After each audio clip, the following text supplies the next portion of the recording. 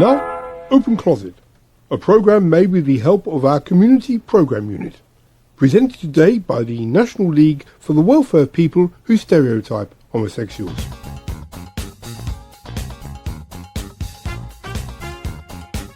Well, it's like this. I was working the clubs up north and this man comes into my dressing room and says he's a television producer and he can make me a star. Well, I thought, fancy, who'd turn down an offer like that? But if I'd known then what I know now, well, I'd have stayed there. It may not have been stardom, but it was better than this. What do you mean by better than this? Well, I have to have streaked blonde hair, wear tight suits, stick my bum out, put my hand on my hip and wiggle when I walk.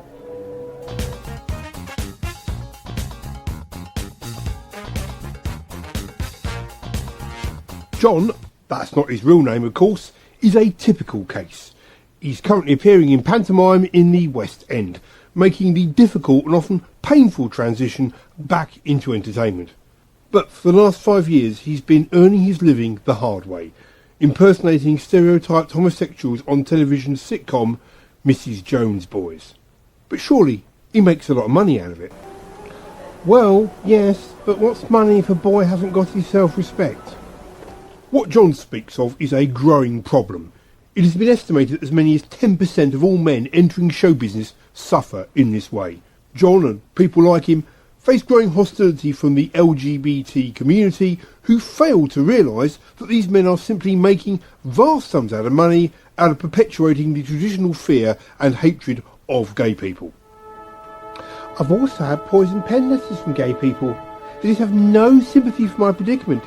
Here I am, ludicrously rich, ready to retire to the Bahamas any day now, all because I was forced by a cruel, prejudiced society into presenting ridiculous distortions of other people's lifestyles.